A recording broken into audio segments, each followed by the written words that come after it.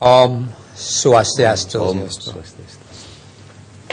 Pamirsa Bali TV, kawan-kawan radio yang tergabung dalam kelompok media Bali Pos yang merilai siaran Bali TV, mulai dari Radio Global FM Bali, Radio Genta Suara Sakti Bali, Radio Swi Besakih, Singaraja FM, dan Suara Negara FM.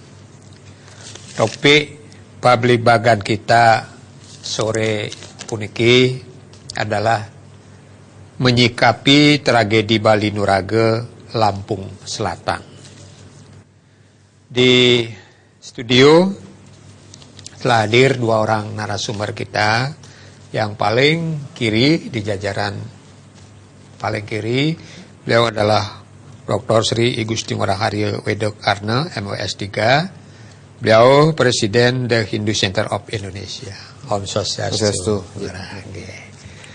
Nah, kebetulan pada waktu terjadinya tragedi di Lampung, beliau sempat ke sana. Paling awal beliau ke sana. Yang di tengah, beliau adalah Dr. Sayoga. Beliau adalah Ketua National Integration Movement. Om Swastiastu, Dr. Sayoga. Nah, kemudian kita lihat aksi-aksi kekerasan belakangan ini marak terjadi, apakah itu antar kelompok, antar mahasiswa, siswa, pelajar, dan antar kelompok preman, geng, dan sebagainya.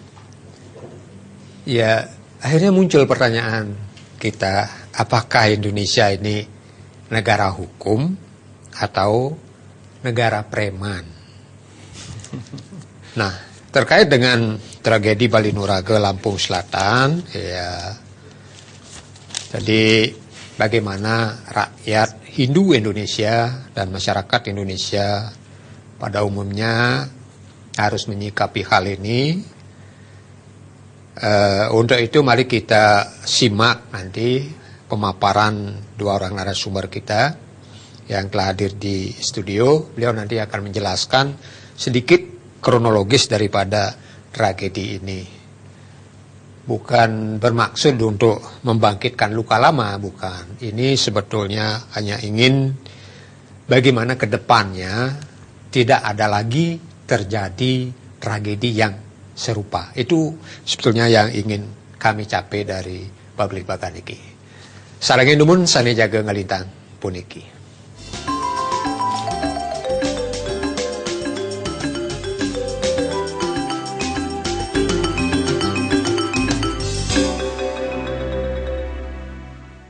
Cevok Whitening Night Cream membuat wajahku nampak lebih putih dan berseri.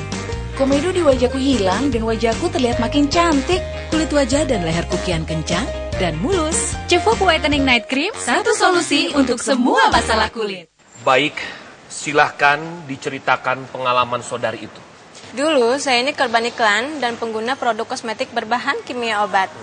Setelah mencoba perawatan produk kosmetik Cevok, hasilnya seperti sekarang. Terima kasih Cevok. Klinik Kecantikan House of Dura Bali memberikan solusi masalah kulit wajah Anda. Kunjungi Jalan Tukar Yeho nomor 8 Renon Denpasar. Free Face Tonic Treatment setiap perawatan wajah di bulan November. Klinik Kecantikan House of Dura Bali, make the people beautiful and happy. Toko Tas Rema menyediakan grosir dan eceran. Alamat di Jalan Gatot Subroto Barat nomor 101A Denpasar. Telepon 426578. Pengobatan alternatif Jeruwayan Sutiawati, penebar kedamaian dan cinta kasih, dapat menyembuhkan berbagai penyakit medis dan non-medis serta membuka aura kecantikan. Dapatkan penangkal aura negatif melalui Dupa Sapu Jagat yang sudah dipasupati dengan metode pewisik dan perpaduan alam. Buka setiap pagi pukul 10 hingga 15 WITA dan malam pukul 20 hingga 22 WITA, kecuali hari Senin, libur. Hubungi 081337306812.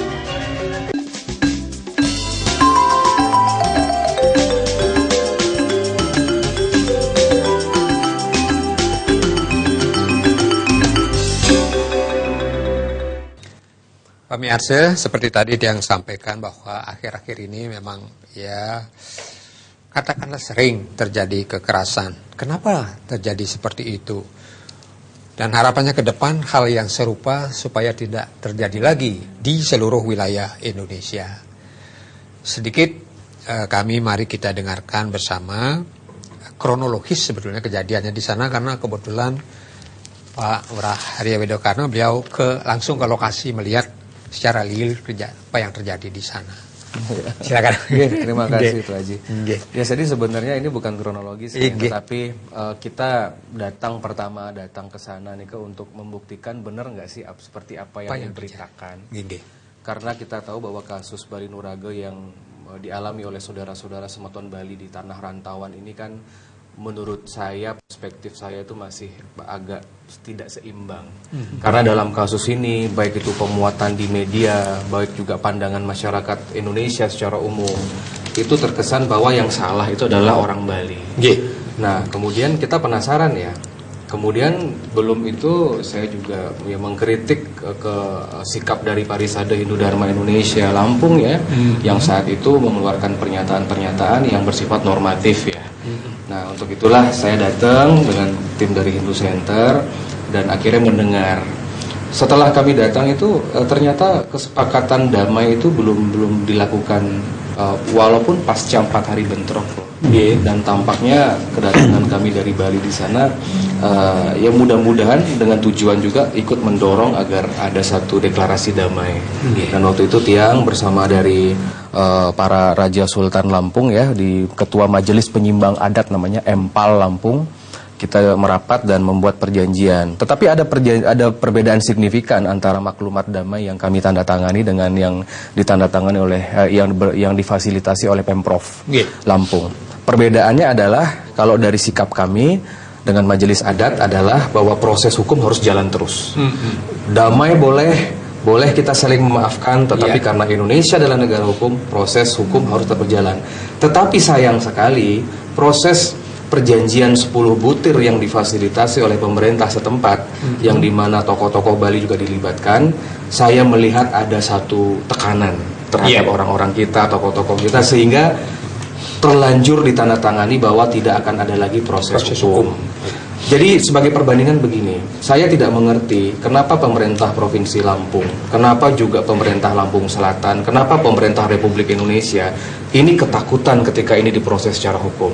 Kita bayangkan bom Bali itu 200 orang loh jiwa, lebih menginternasional dan juga tetapi atas desakan masyarakat internasional terutama itu proses hukum dijalankan. Akhirnya kita melihat bahwa para teroris dihukum mati. Nah, saya takutnya ketika ini orang-orang Bali, kita sebagai orang Bali di Republik Indonesia ini mendapatkan diskriminasi terutama dari segi hukum, itu akan memunculkan dampak-dampak lanjutan, baik secara psikologi, baik juga secara bagaimana pemetaan Bali ini kan sudah masuk ke dalam, sengaja dimasukkan ke dalam wilayah konflik. Dan sebenarnya dalam kasus itu Tiang lihat, karena saya waktu itu datang langsung ke lokasi, itu tidak hanya sekedar pembunuhan terhadap orang Bali, tidak sekedar pembakaran rumah, tetapi ada juga penistaan agama. Karena lebih dari 100 merajan ya, 100 pura lah kita anggap, merajan tempat suci umat Hindu itu dihancurkan. Kenapa kok tidak dimasukkan unsur penistaan agama? Ya, kita lihat kalau umat lain tempat ibadahnya dibakar, Indonesia ini kayaknya langsung bergerak begitu. Tetapi ketika kita ada ratusan sanggah merajan belinggih kita dibakar, ada yang dipotong, ada yang dirobohkan begitu, ada yang dibom. Kenapa kok nggak bergerak? Nah, makanya ya mari kita ambil hikmah lah dari sini, dan tentunya sekarang yang paling penting adalah what next, apa yang berikutnya perlu kita lakukan, begitu. Nah, kemudian Pak Suyuk melihat barangkali dari perspektif yang skupnya lebih luas secara nasional gitu barangkali. Silakan. Saya kira tadi pemaparan Dr. Arya Wede, ada hal-hal yang menurut saya ini sangat bertentangan dengan nilai-nilai tradisi dan budaya kita sebagai bangsa. Karena apa yang terjadi di Lampung ini mengingkari tradisi luhur dan budaya luhur kita yang sudah dituangkan dalam Pancasila. Persoalan cara dan jalan yang oleh anak bangsa, setiap anak bangsa itu dijamin oleh negara. Dan ketika hal ini terjadi, apa yang tadi sudah dijelaskan, dan tidak sekali saja, berarti tidak ada kepemimpinan. Tidak ada kepemimpinan. Kita barangkali punya gubernur, punya presiden, tapi kepemimpinan untuk memberi jaminan keamanan dan kepastian hukum ini tidak terjadi. Dan bentuk tata kelola pemerintahan seperti ini yang membiarkan satu demi satu hal-hal kerusuhan, pembunuhan, penjarahan dan lain sebagainya terjadi, ini tidak bisa kita biarkan. Tidak bisa dibiarkan. Jadi harus ada kesadaran baru bagi setiap anak bangsa untuk bangkit, untuk bangun kembali bahwa apa yang terjadi selama ini itu bukan budaya kita, itu bukan budaya Nusantara, bukan budaya bangsa kita. Gitu. Nah, sangat menarik ini, seolah-olah ada semacam pembiaran lah. Jadi pada saat terjadi hal yang seperti itu yang sangat krusial, jadi pemerintah seolah-olah melakukan pembiaran. Pemerintah kan punya Komnas HAM. Kalau dikaitkan dengan Komnas HAM seperti apa? Jadi kalau apapun dalam ajaran agama apapun, kalau sudah membakar, menghilangkan nyawa orang lain, ya, dalam hukum positif kita juga itu merupakan sebuah pelanggaran. Dan hak asasi manusia ini akan terlibat dan akan menjadi satu hubungan yang relevan jika dalam proses mematikan nyawa manusia itu ada suatu yang secara sistemik begitu. Dalam artian seperti tadi ada pembiaran. Dari pengakuan teman-teman di Lampung bahwa memang terjadi pembiaran oleh aparat. Itu pengakuan dari teman-teman kita. Kita juga lihat di beberapa media juga sudah tercetak di sana bagaimana proses aparat itu tidak maksimal menjaga kampungnya orang Bali. Dan ada perbedaan kepada rakyat Bali, saya sampaikan. Apa perbedaan antara kasus Napal dengan kasus Lampung Selatan Bali Nuraga? Di Napal yang terjadi beberapa bulan yang lalu pada awal 2012, waktu itu orang-orang Bali itu melarikan diri. Makanya tidak ada yang tewas. Yang hancur hanya pura, hanya rumah-rumah saja. Tetapi tampaknya komunitas Bali ini 1,1 juta orang Bali di Lampung ini sudah belajar dari sejarah. Dan saya menganggap 9 dan 12 orang terakhir, ada 3 orang lagi ditemukan di dalam sumur. 12 orang saudara-saudara kita yang mati dibantai itu adalah pahlawan-pahlawan Bali. Karena kenapa? Mereka itu menjaga tanah yang sah mereka miliki loh. Jadi sekian banyak itu dia mempertahankan diri, dia tidak mau kabur dari kampung halaman untuk menunjukkan sama Indonesia sebenarnya. Ini loh, dulu pemerintah yang panggil saya transmigran.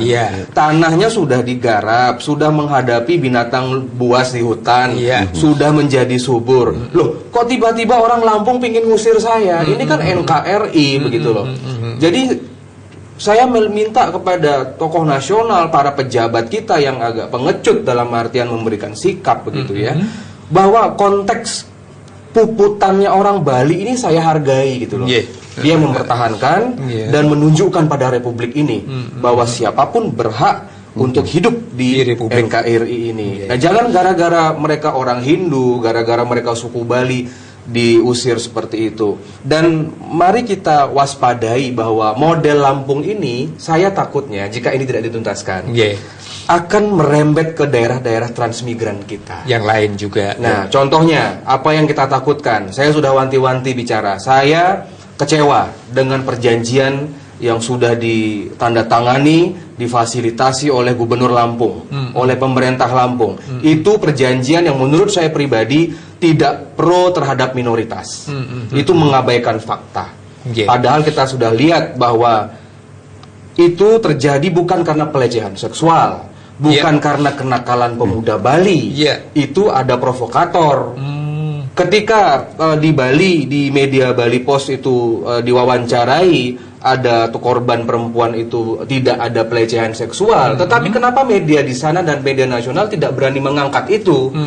Jadi yang membuat saya sedih bahwa citra anak-anak muda Bali di luar Bali ini atau di Lampung sana juga dicitrakan sebagai anak-anak bandel yang suka menggoda perempuan. Padahal itu tidak benar. Nah, belum lagi dengan korban dan sebagainya. Dan di sana pun ada penjarahan dan penjarahannya sistematis. Jadi pada saat orang Bali keluar dari desa, saya menemukan ada ibu dengan bayi begitu yang dia sampai lari-lari di tengah sawah, ya, sampai bersembunyi di bekas-bekas padi itu ya, di jerami. Ketika saya tanyakan, anak-anak itu masih mengalami trauma, dan ketika mereka meninggalkan rumah itu masih terkunci rapat, masih aman. Tetapi ada mobilisasi, rumah-rumah orang Bali itu ketika diketahui kosong, hartanya dirampas, kemudian dibakar. Termasuk pun surat-surat tanah itu dirampas begitu saja. Nah, makanya sekarang saya tidak ingin menyesalkan apa yang sudah terjadi. Mari kita introspeksi diri. Bagaimana sekarang orang Bali, saudara-saudara kita yang ada 10 juta di Indonesia ini, bagaimana sekarang menjadikan ini sebagai bahan renungan, tetapi harus ada strategi kembali. Ya, ini ada politik tanah juga yang ada di sana. Bagaimana penguasaan tanah-tanah orang Bali dan rencana pengusiran orang Bali, ternyata itu sebuah grand design besar sebenarnya. Tidak hanya di Lampung, di seluruh Indonesia. Jadi tanah-tanah orang Bali itu nantinya tunggu momentum yang tepat. Ini test case saja nih. Ini pilot project Lampung. Test the water. Pilot project ini dulu. Test the water. Makanya Bali harus bersikap menurut yang. Nah, untuk tidak terjadi apa yang menjadi keraguan-raguan kita ke depan, mungkin bisa terjadi hal serupa.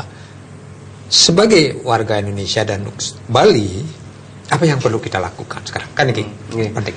Jadi pertama, usaha dari Hindu Center, saya kan tidak mau ya seperti tokoh-tokoh Bali itu, saya sesalkan juga, terutama ya misalkan yang udah punya kuasa ya, apakah Pak Gubernur, apakah juga Pak Bupati, atau siapapun DPR, mereka kan punya kekuasaan nih.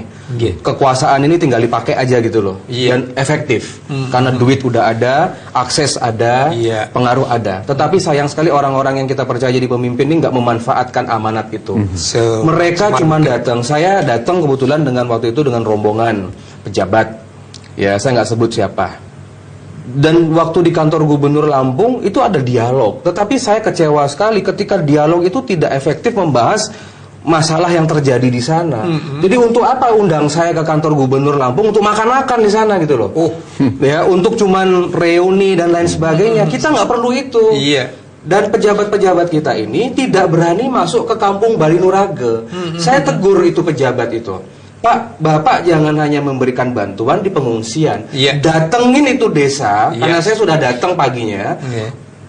Batin kita itu akan berbeda loh. Datang ke wilayah yang dimana pura-pura kita tuh porak-poranda semua. Jangan hanya transit di kota Bandar Lampung, pidato, serahkan duitnya pun duit rakyat, bukan duit dia sendiri gitu. Kemudian besok muncul di koran, selesai. Tidak. Harus ada langkah konkret. Nah, untunglah saya mendapat jalan dari Tuhan ketika Komnas HAM dengan teman-teman Hindu kemarin dengan Parisade PHDI Pusat dengan Ide Perdana Sebali, kita undang Komnas HAM. Saya datangi juga ke Jakarta. Saya ingin bahwa ini ada klausul dalam Komnas HAM ini kan bertanggung jawab pada Presiden. Dan rencananya akhir bulan ini rekomendasi Komnas HAM akan turun. Saya minta harapan satu-satunya umat Hindu Indonesia, bukan cuma Bali Nurage, adalah pada rekomendasi Komnas HAM. Karena institusi hukum, akses hukum sudah ditutup dengan perdamaian Lampung itu yang sepihak. Nah, jadi tergantung sekarang bagaimana Presiden kita menyikapi rekomendasi itu, bagaimana Komnas HAM menelorkan. Dan kemarin sudah ada diskusi di Mahendra Data, dan saya kirimkan petisi ditandatangani oleh para tokoh, termasuk juga beliau hadir, bahwa bagaimana agar berkeadilan lah. Indonesia ini harus menjadikan hukum sebagai panglima. Seperti itu. Nah, kemudian ke Dr. Sayogo ya. Bagaimana dokter melihat ini? Demikian proses ada suatu tragedi terjadi pembunuhan. Jadi banyak orang yang meninggal seperti itu hanya bisa selesai dengan perdamaian. Itu menandakan sebagai bangsa secara kolektif kita mengalami kemunduran yang luar biasa. Kemunduran yang luar biasa. Saya juga mendengar kemarin Komnas HAM menyatakan bahwa kasus di Lampung itu bencana. Itu tidak bencana. Terus kemudian dikatakan karena kecemburuan sosial, gap ekonomi, bla bla bla bla bla, dan lain sebagainya. tidak semudah itu, tidak sesederhana itu. Ini persoalan yang sangat serius sekali yang kita hadapi sebagai satu bangsa. Di mana-mana terjadi kecemburuan sosial. Di dalam satu kelompok terjadi, kelompok lain terjadi, golongan A terjadi, golongan B terjadi. Tapi kenapa orang begitu mudah menjarah, kemudian membunuh, menyerang golongannya yang berbeda? Kenapa nggak melakukan dalam satu golongan? Dalam satu golongan juga terjadi kecemburuan dan lain sebagainya. Ini persoalannya. Terus kemudian tadi disebutkan juga persoalan pembiaran. Terus kemudian kalau ini kita biarkan, terus akan terulang. Tidak ada proses pendidikan dan jaminan hukum, jaminan keamanan bagi setiap warga negara, dari manapun suku dan agamanya, oleh pemerintah negara. Iya, padahal konstitusi kita, amanat konstitusi kita sudah sangat jelas. Setiap warga negara dijamin, apapun itu golongannya, suku dan lain sebagainya. Kan Indonesia didirikan atas dasar itu, bukan atas dasar satu golongan, satu agama. Nah ini dia, kita harus pahami betul nih semangat one for all for one, dan all for all itu. Nah, ini spirit kenapa Indonesia didirikan. Nah itu saya kira persoalan yang paling krusial adalah ketika ada anak kita nangis, menderita dan lain sebagainya, bahkan terbakar, bahkan terbunuh. Kita sebagai orang tua, entah ibu atau bapak, kita semestinya mendampingi anak-anak kita ini. Kita tidak akan meninggalkan anak-anak kita dalam keadaan menderita, berdarah dan lain sebagainya itu. Nah ini saya katakan di awal, tidak ada kepemimpinan, tidak ada leadership. Kita nggak punya, belum ada ini. Kalau itu ada, tidak mungkin. Tidak mungkin para pemimpin itu takut ke tempat seperti itu. Karena pemimpin sudah pasti dihormati oleh rakyat. Nggak mungkin dia takut. Nggak takut. Ini malah. Nah, sebagian besar pejabat kita yang datang ke Lampung tidak ke lokasi. Akhirnya hanya sampai di kantor gubernur, sampai di kota, sampai di Pura, Jagannatha kalau waktu Napal, waktu kemarin sampai di SPN, itu pun pengungsinya sudah pulang semua. Jadi ketika kami hadir, pengungsi sudah kloter terakhir. Di sini saya melihat ya, kok jauh-jauh terbang dari Bali ke Lampung ya, dengan biaya besar juga, dengan uang rakyat terbang. Cuman tinggal lagi 45 menit ke lokasi, ya kunjungi dong, karena efeknya berbeda. Dan saya kira di Lampung itu ada 1,1 juta orang Hindu. Ketika saya datang ke sana, kita melihat bagaimana kok memang apa ya, ada suatu pernyataan dari pejabat di sana yang mengatakan bahwa ini walaupun warga Bali, tetapi mereka warga Lampung, begitu ya. Dan juga ada statement dari tokoh pemerintah Bali yang mengatakan bahwa saya nggak bisa ikut campur karena itu adalah mereka sudah jadi warga Lampung. Buat saya itu salah. Ini adalah sifat keindonesiaan kita ini diuji, gitu. Dan ini kan kasus yang menurut saya untuk orang Hindu dan Bali ini kan baru tahun 2012 lah secara besar terlibat konflik. Kalau memang disampaikan SARA, ya memang SARA. Karena yang dipotong, dibakar, dibom itu Pura loh. Mau bilang nggak SARA dari mana? Kemudian di sana itu uniknya, ini fakta juga yang kami temukan ketika datang. Jadi rumah-rumah orang Bali yang identitasnya ada Pura, Pelinggih, Pengijang, Karang itu pasti hancur terbakar. Tetapi ada rumah-rumah teman-teman saudara-saudara kita yang kebetulan beragama Islam, mereka itu gantung sajadah sama menggantung mukena di depan rumahnya, artinya ini rumahnya orang Islam, ini rumahnya orang Hindu. Yang Hindunya kebakar semua. Begitu ya. Nah, jadi mari kita dalam kasus ini kita sudah mulai harus waspada. Ini peringatan dari leluhur, dari Tuhan. Orang Bali sudah tidak bisa berdiam dengan kasus ini. Tidak cukup hanya dengan pengumpulan dana, dengan hanya konser musik. Yang diperlukan adalah anak-anak Bali sekarang harus merubah. Kalau anak-anak muda Indonesia mau tetap bertahan, terutama umat Hindu di Republik ini, seperti kata Bung Karno loh, rebut kekuasaan. Artinya apa? Jadikanlah orang hukum yang baik, jadikanlah pemimpin-pemimpin TNI dan militer dan kepolisian, jadilah pengacara-pengacara hebat, jadilah anak-anak Bali pengusaha yang banyak punya uang. Nanti jika tidak, hanya semuanya berpikiran jadi PNS, hanya semuanya ke kapal pesiar, yang jaga Indonesia ini nggak ada. Dan saya mendapat satu statement menarik dari orang Lampung sendiri. Walaupun orang kita 1 juta jumlahnya, tetapi mereka muncul. begini bahasa Indonesianya, inilah akibatnya kalau orang Lampung walaupun dia kaya, orang Bali Lampung dia kaya, tapi anaknya nggak mau sekolah, anaknya nggak mau ingin jadi petinggi negeri begitu loh. Mereka hanya ingin jadi petani. Nasib petani selalu digusur. Ya, makanya saya minta lah kepada umat kita di Lampung, ayo kita berubah jika ingin aman tinggal di sana. Jadi jadikanlah orang-orang pintar yang bisa melindungi ya masyarakat kita. Pemirsa. Oke, setelah yang satu lagi, silakan hubungi narasumber kita yang ada di studio. Silakan apakah berikan apresiasi, barangkali ada pemahaman maupun informasi yang ingin disampaikan, silakan nanti. Tentunya di 0361 894 8400 dan 8401 setelah yang satu ini.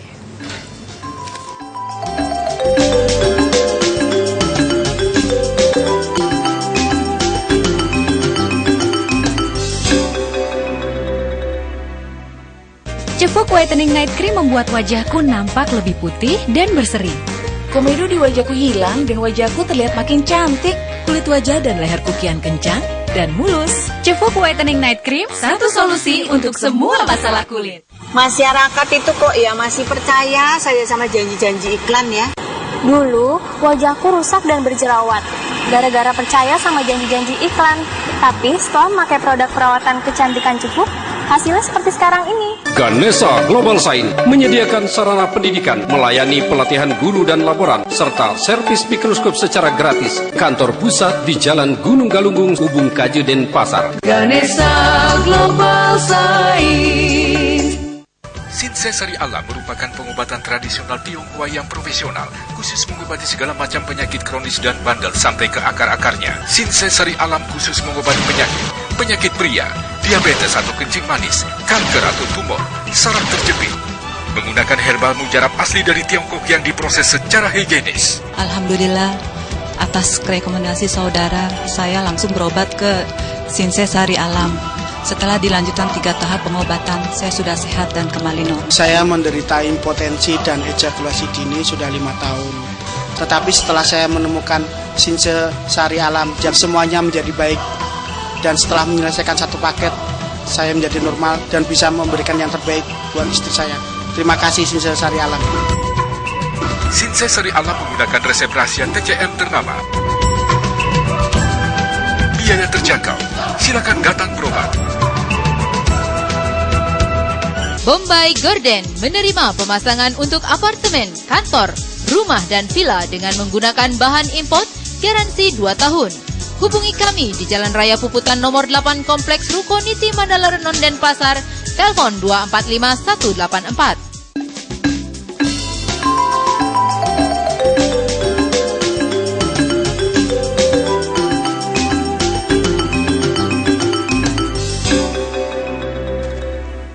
Pemirsa, silakan hubungi narasumber kita yang ada di studio yang ingin dengan bergabung.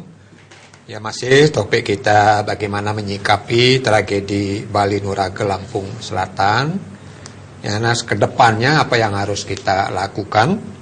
Tadi telah dijelaskan juga bahwa sebetulnya tidak cukup hanya dengan bantuan berupa uang yang walaupun tiap hari mengalir ya sampai dengan saat ini sudah tidak kurang dari 2.700.000.000 lebih yang sudah masuk lewat Bali Pos ya, yang terus setiap hari juga ada bantuan-bantuan yang mengalir.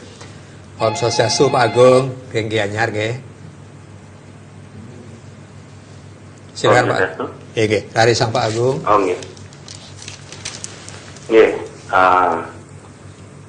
Kalau menurut saya, secara pribadi, yang melihat kok malah di Lampung itu bukan perangantar SARA, bukan ada kerusuhan atas data SARA, tapi menurut yang pribadi kok kayaknya itu lebih ke perangantar masyarakat ya. Karena setelah kejadian Bali Nuraga, itu Lampung juga ada lagi perangantar warga di sana gitu. Karena begini, kalau yang dari teman yang di Lampung, itu di Lampung itu tidak semua warga Bali itu dihancurkan. Oh gitu. Okay. Hanya Bali Nuraga. Sedangkan ini versi temannya. Okay. Di Bali Nuraga itu kalau mau ke sana itu melewati beberapa kampung Bali dan itu tidak dihancurkan. Okay. Dari sisi pandang ini maksudnya gini, orang Bali itu cinta damai. Artinya jangan ganggu Bali dengan hal-hal begini. Yeah. Yeah. Jadi kita ini kan minoritas yang dimana-mana kita dihargai. Bahkan di Poso yang dengar, kampung Bali itu tidak dihancurkan pada saat itu. Kejadian di Poso. Setiap di depannya ada gapura, itu sangat dihargai orang Bali. Bahkan di Lampung pun orang Bali juga dihargai di sana. Sebagai orang yang bijaksana, orang yang berkembang gitu. Coba kita introspeksi, kita lihat apakah Bali Nuraga itu, mohon maaf, pemudanya itu memang begitu atau tidak, hanya Bali Nuraga yang tahu.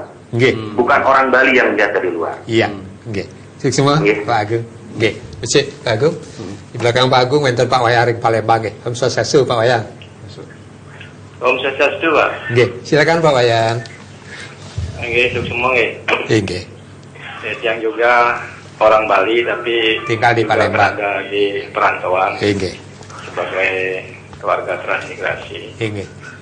Melihat kejadian yang terjadi di Lampung itu, memang sih pengalaman yang kita dapatkan di luar Bali niki serba salah. Mengalah diinjak, melawan diserang. Nah, niki. Jadi sebenarnya menjadi orang minoritas ini memang serba salah. Terjadi termasuk yang kejadian di Lampung itu kan termasuk masalah. Kalau saya di perantauan anggaplah was-was, ngeri-ngeri. Apa sebab? Nah, karena kejadian itu sepertinya seperti apa yang disampaikan oleh Bapak tadi itu kan, aparatnya saya lihat itu rasanya acuh. Ya, kenapa sampai 3 kali kejadian itu kita diserang itu tidak ada backup dari aparat ibaratnya, sampai terjadi besar-besaran seperti itu. Kan sudah 3 kali itu, pertama diserang kita membela diri, kedua lagi diserang membela diri. Nah, kejadian yang ketiga mereka mengerahkan massa besar-besaran. Nah, ini hal seperti ini kita miris sebenarnya, kita yang berada di luar Bali ini. Nah, mudah-mudahan orang kita yang ada di Bali ini, seperti kita di Bali ini, peduli. Nah, seperti apa yang dikatakan tadi Bapak tadi itu, kalau pejabat Bali tidak mengakui lagi kita orang Bali, andai kata memang katakan orang memang benar, ya. Kita orang berada di perantauan ini sudah menjadi warga kita, tapi identitas kita masih tetap orang Bali. Kalau kita ngaben pergi ke Bali, kalau kita ada acara-acara karya apa, kita masih ikatan batin itu tidak bisa dilepas. Lihat aja orang lain, orang di luar negeri aja kena, kaumnya kena, dia muncak-muncak di dalam negeri. Kita kita dalam satu daerah ini tidak peduli. Nah, saya kalau mendengar dari pejabat Bali kalau seperti itu yang disampaikan oleh Bapak Sri dan Bapak Dokter tadi, itu kita sangat sayangkan juga. Maka dari itu, tolonglah kami juga di perantauan ini diperhatikan juga kalau ada apa-apa, ada kaitan batin itu tetap ada, tidak bisa kita pungkiri. Pak, tidak bisa kita pungkiri, Pak.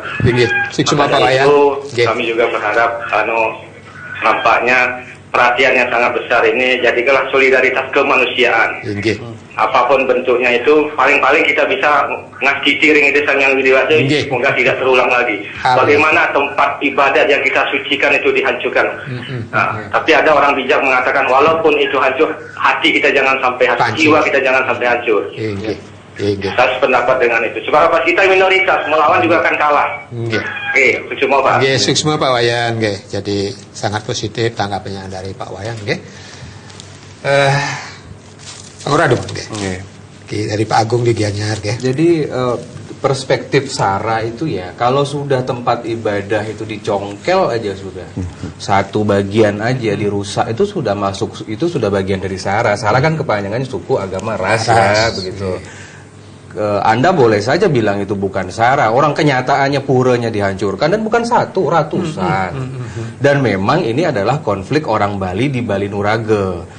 Dan waktu itu teman-teman dari seluruh Lampung, dari kampung-kampung Bali itu sudah siap membantu, bukan menyerang loh, membantu untuk mendampingi saudara-saudaranya, tapi itu di stop semua di jalan, nggak boleh masuk ke sana. Justru yang boleh masuk itu menurut informasi di lapangan, yang boleh masuk adalah orang-orang asli Lampung yang masuk ke sana, menyerang ke dalam. Orang-orang Bali itu bukannya tidak solider, mereka sudah siap puputan, tetapi memang bagusnya kan jangan sampai ada aksi massa lagi. Dan kemudian memang kita di negeri ini rasa menjadi bagian kebangsaan ini menjadi kabur semakin hari. Pancasila tidak jalan, Bhinneka Tunggal Ika tidak dihargai, pluralisme itu diabaikan. Dan salah satu pidato Gubernur Lampung itu yang membuat saya kecewa adalah dia itu waktu pidato mengkritik kok orang Bali kalau buat bangunan di daerah transmigran kok nggak pakai adat Lampung begitu loh. Saya sampaikan loh, teman-teman kita di Bali aja kalau mau buat tempat ibadah itu model Arab loh, kita nggak protes. Mau model Jawa kek, mau model pakai warung dengan identitas warung Muslim kek, warung Padang, apa, warung Batak, kita nggak protes. Warung Batak, warung Padang, mereka buat bangunan tanpa model Bali, orang adat kita tidak pernah protes. Itu yang saya kecam pidato Gubernur Lampung itu mengatakan, ya mbok kalau buat tembok 1 meternya Bali 1 meter, oke bagus. Tetapi kembali, ini kan Indonesia ya. Kalau orang melihat ini budaya Indonesia, ornamen apapun itu sah-sah saja. Nah makanya sekarang bagaimana sekarang hal yang perlu di ke depan. Saya minta kepada masyarakat Lampung, Bali dan juga di seluruh Indonesia. Pertama kita harus punya strategi yang strategis.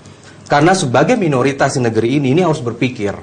Indonesia ini harus diberikan satu pelajaran begitu. Dan yang bisa memberikan pelajaran tentang NKRI dan Pancasila hanya orang Bali dan Bali.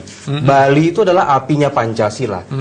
Mau cari toleransi di sini, mau cari kedamaian di sini. Tetapi bukan berarti orang Bali itu membiarkan saudara-saudara di seluruh Indonesia itu menghadapi masalah itu sendiri. Karena kan kultur mereka kan petani. Jadi dulu dikirim, kita harus tahu dengan skenario Tuhan. Kenapa kok Sang Hyang Widi dengan kejadian Gunung Agung meletus 663 itu menyebarkan orang Bali di seluruh Indonesia? Kalau dari segi sejarah ini kan untuk kembali membangkitkan ramalan Sabdo Palonayo Genggong ya. Indonesia ini bisa bangkit kalau Padme Buana-nya itu dibuka. 500 tahun tidak ada pura di Indonesia, cuman di Bali. Sekarang Gunung Agung meletus, orang Bali dikirim ke seluruh Indonesia.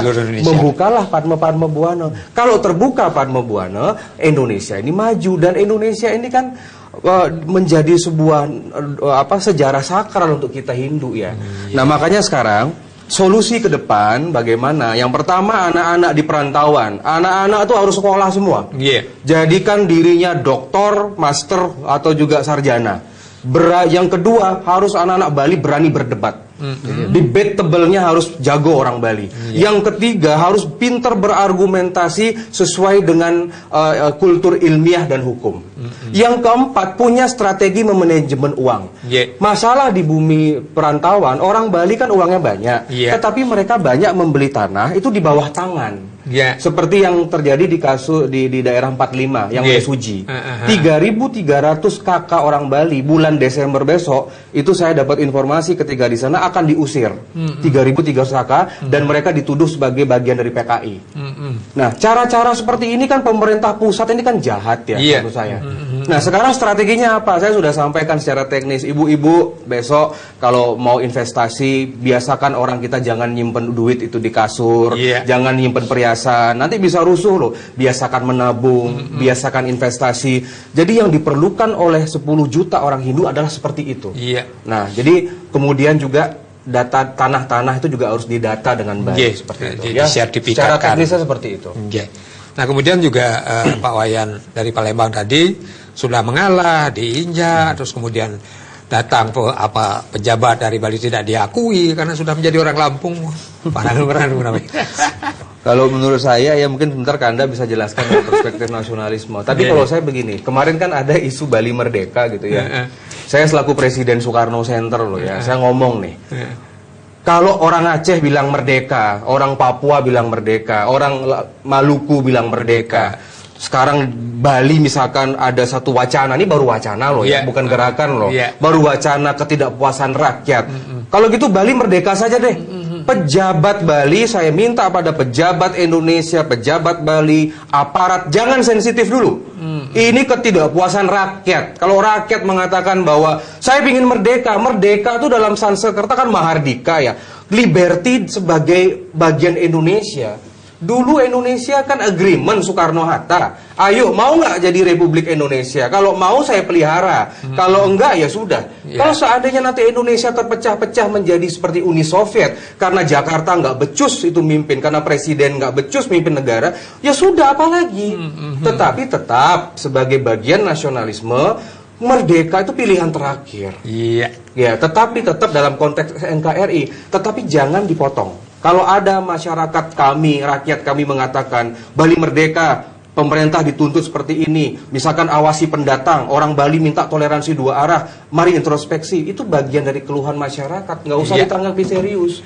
Ya, kalau keseriusan nanti mereka, pemerintah kita menjadi kebakaran jenggot, biarin aja, ide kok itu kok, ya bukan makar.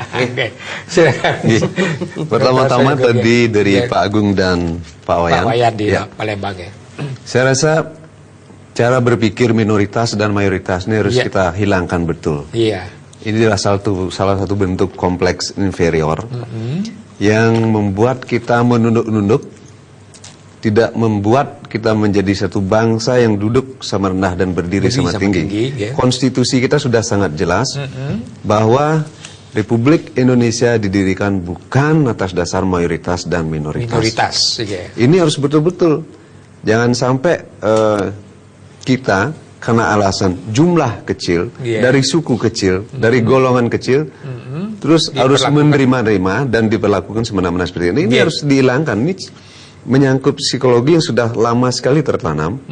Harus segera kita menumbuhkan keberanian secara kolektif untuk menyuarakan kebenaran. Dan kalau ini tidak terjadi, maka kezaliman, kesenang-wenangan dan lain sebagainya akan terus terjadi seperti ini. Ya, nah dan ini yang diharapkan oleh beberapa pihak yang berkepentingan dengan, karena sumber daya negara kita begitu tingginya, dengan kita ribut seperti ini terus, kita nggak sempat bekerja. Kita nggak sempat mengurus kekayaan alam negara kita, maka diurus oleh asing. Nah, persoalan sekarang yang paling krusial adalah Bung Karno pernah mengatakan bahwa menghadapi penjajahan asing dulu dia begitu mudah, tapi sekarang kesulitan kita adalah menghadapi penjajahan dari asing juga dari bangsa sendiri. Nah, ini yang berkelindan membangun dan mengeksploitasi dan melakukan kesenang-wenangan terhadap rakyatnya sendiri. Ini harus kita benar-benar clear sekali, karena itu harus ada keberanian kolektif dari setiap anak bangsa ini untuk menyuarakan semangat kebersamaan, gotong royong, dan lain sebagainya ini. Nah, kemudian bagaimana caranya supaya kita berani mengatakan kemerdekaan, kebebasan berbangsa dan bernegara ini, ya jangan ada minoritas dan mayoritas seperti tadi. Jawabannya setelah yang satu lagi.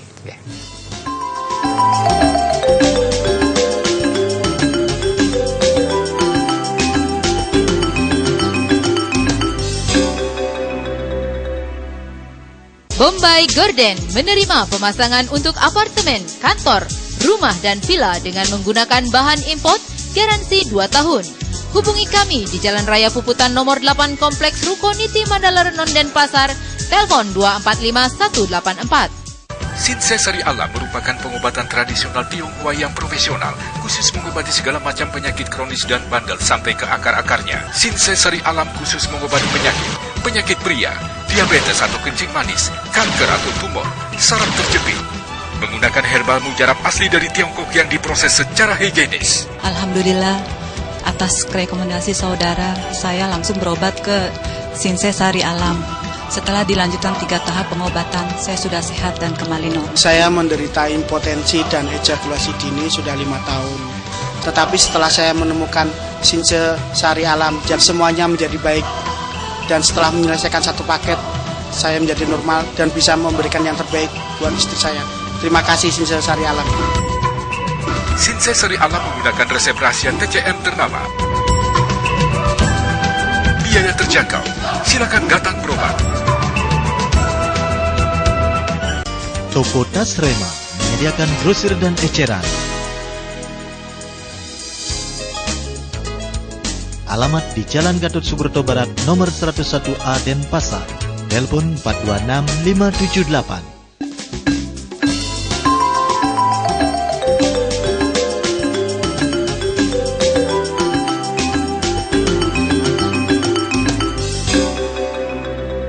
Silakan pemirsa yang masih ingin bergabung dengan narasumber kita yang ada di studio.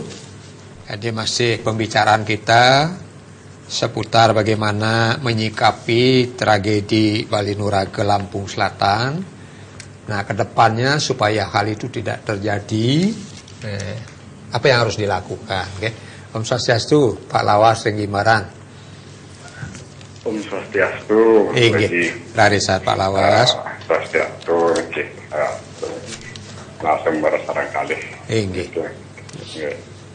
Itu yang merasa kagum dengan tokoh muda yang dari benar-benar dados calon raja Majapahit yang mungkin saatnya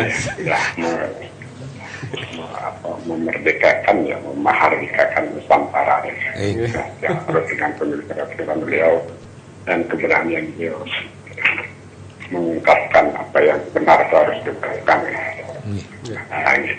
Yang kemarin juga punya saran waktu di Global Interaktif sama dengan perjumpaan beliau,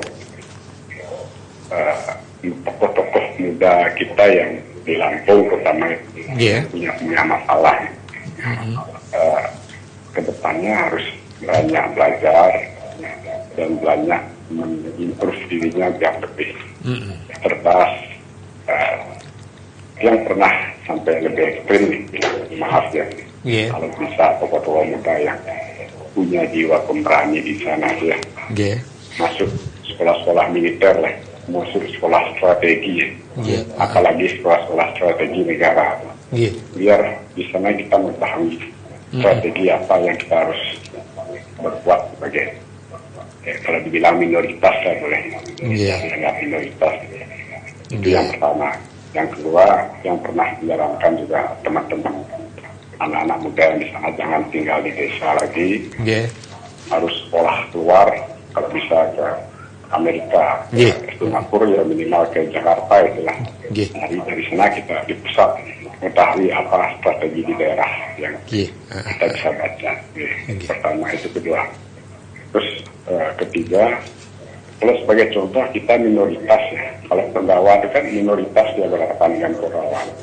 Nah, kenapa dia bisa menangkan? Karena kecerdasan, keberanian dan kesaktian kayak dibilang kesaktian. Nah, sekarang caranya bagaimana? Kalau menurut dia, mohon mungkin dari pihak di sana kan ada data beberapa umat kita di sana yang punya potensi, yang punya harta, mungkin yang punya kemampuan cukup, kita dorong atau kita agak paksa lah dikit ya, buat sekolah keluar. Anak-anak muda-muda kita itu jangan tinggal di desa lagi. Nah, itu yang setuju dengan pertimbangan Pak Justis, Pak Agus Suliego, dengan pertimbangan itu yang sarankan, bukan sarankan maaf ya, yang saran dan yang tanyakan mungkin dalam keluar yang paling efektif untuk hal itu kira-kira beliau punya caranya. Bagaimana caranya biar anak-anak muda kita di sana terutama di Berantau orang tua merantau mencari ilmu, mencari pengetahuan dan mencari kecerdasan lebih. Seperti Singapura kan pulaunya kecil ya. Sukses Pak Lawas ini ada. Semua Pak Lawas, salah satu opsi yang ditawarkan oleh Pak Lawas adalah bagaimana meningkatkan SDM itu yang diharapkan seperti ini. Silakan. Jadi dari pernyataan sekarang kan kita tidak usah melihat bolehlah kita melihat sejarah masa lalu, tetapi sekarang yang paling penting jangan habiskan energi untuk meratapi hal tersebut. Sekarang umat Hindu Bali 10 juta, Hindu Indonesia 3,5 juta, Hindu Bali 1 miliar umat Hindu di dunia. Sekarang kita harus punya yang namanya grand strategi. Karena kita hidup di negara Kesatuan Republik Indonesia yang masih mendiskriminasi umat Hindu, dan diskriminasi terhadap Hindu, terhadap nilai-nilai Bali dan Dharma ini itu akan tetap berlangsung. Saya yakin Bali akan tetap menjadi target bom berikutnya. Transmigran kita akan tetap juga menjadi target berikutnya dari politik tanah dan lain sebagainya.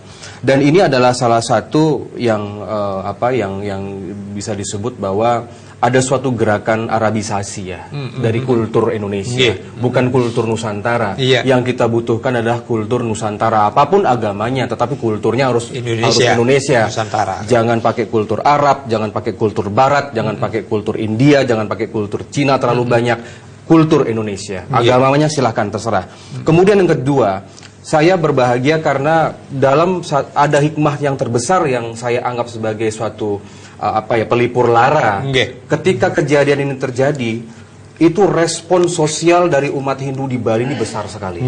Luar biasa, dari anak sekolahan, dari TK sampai orang-orang profesional menyumbang dan lain sebagainya, mereka demonstrasi. Jadi Bali ini sudah semakin dewasa cara mereka untuk menuntut toleransi dua arah.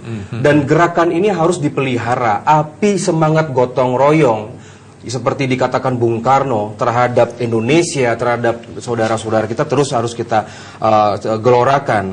Dan kemudian juga saya menyitir tadi pendapat dari National Integration Movement, tampaknya memang ada semacam ketakutan kolektif atau ketakutan berjamaah lah di antara pejabat Indonesia, bukan Bali, yang kebetulan beragama Hindu. DPR kita punya 14 DPR beragama Hindu, kita punya DPD, punya banyak pejabat di seluruh Indonesia, mereka nggak berani bicara. Ada nggak yang ke Lampung? Yang ke Lampung ada, tapi kok nggak semua ya, hanya masih di minoritas rasanya, yang sedikit number. Tetapi buat saya bahwa itulah ketakutan pejabat itu kan hanya di retorika normatif. Sedangkan yang dibutuhkan oleh umat kita sekarang itu adalah keberpihakan secara moral. Oh ada loh, saya punya pemimpin dari Bali, punya pemimpin yang ada di Jakarta yang kebetulan beragama Hindu, yang mendukung atau yang memberikan semangat. Nah, untuk itu saya minta kepada anak muda, karena kita harus di tataran solusi. Pertama, anak muda Bali harus segera menguasai segala bidang. Anak muda Bali harus belajar dari strategi bagaimana pendatang menguasai Bali. Pendatang di Bali itu pintar-pintar. Mereka menguasai tanah kita. Mereka mempunyai tabungan yang banyak. Mereka membawa budaya mereka serta, dan mereka memanfaatkan keluguan orang Bali. Nah, ini harus ditiru oleh orang Bali. Jangan sampai saudara kita di Lampung, di Palu, Kendari rajin beli tanah untuk menguasai yang namanya pertanian Indonesia, tetapi pertanian kita malah jadi villa. Seperti itu. Kemudian anak muda Bali harus seperti tadi disampaikan, harus banyak menjadi militer, harus banyak menjadi jenderal-jenderal di polisi, harus banyak menjadi tokoh-tokoh Indonesia, jadi presiden kayak, jadi menteri, jadi apapun. Kalau misalkan di sana banyak kantong Hindu, ayo angkat wali kota dari orang Hindu, kenapa takut? Kenapa tidak? Lampung 1 juta, Kendari mayoritas kedua, di Palu mayoritas kedua, di Lombok, Kota Mataram mayoritas kedua. Kalau jadi DPR, ayo kuasai itu.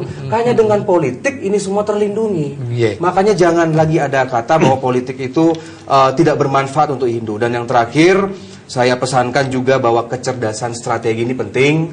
Yang di rantau itu sudah harus mulai memanajemen hidupnya masing-masing, ya, dalam artian mengamankan aset itu perlu, kemudian keterbukaan terhadap budaya lokal juga harus ditonjolkan ya gitu. Dan saya minta warga Bali juga jangan terlalu eksklusif, mulai berbaur, saling mengundang dengan majelis adat Lampung dan lain sebagainya dimanapun. Nah, jadi kita pakai saja. Kalau di Bali kan pendatangan pinter ya. Setiap upacara mereka masuk nih. Dari kelompok-kelompok agama masuk ke sana sini semua begitu. Ya, silakan. Sebagai closing statement, saya sedikit saja. Tadi sudah diingatkan oleh Pak Lawas, Dr. Arya, bahwa juga Pak Lawas, bahwa landasan kita bernegara ini budaya, bukan agama. Begitu kita terjebak ke sana, maka kehancuran itu tinggal soal waktu. Dan budaya ini bisa diperhatikan dalam Pancasila.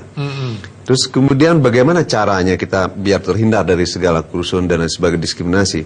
Salah satu bentuk diskriminasi itu adalah kolom agama di KTP. Iya. Kolom agama di KTP ini akan digunakan seperti kejadian di Poso, di Ambon dan lain sebagainya. Orang dipisahkan berdasarkan agamanya dan lain sebagainya. Yang mana harus dibunuh, yang mana tidak. Sesuai. Nah, ini peluang yang besar sekali kita memberikan senjata kepada para penjahat untuk melakukan pembunuhan atas dasar kolom agama di KTP. Bukan berarti kita tidak beragama, kita beragama. Tapi agama menjadi urusan keluarga, orang tua, dan menjadi urusan tokoh-tokoh agama. Bukan negara jangan terlalu banyak ikut campur urusan agama. Dan ini penting sekali penghapusan kolom agama di KTP. Dan sekali lagi bukan berarti kita tidak beragama. Agama adalah urusan pribadi kita.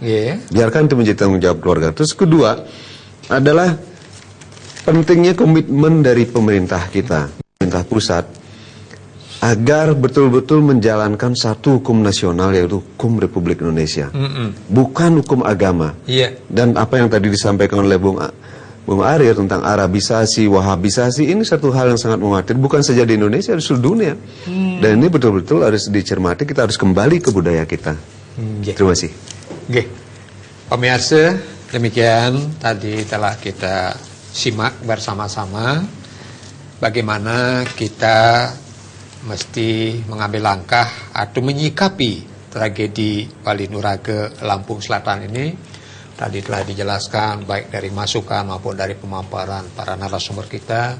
Intinya mari kita tingkatkan SDM kita.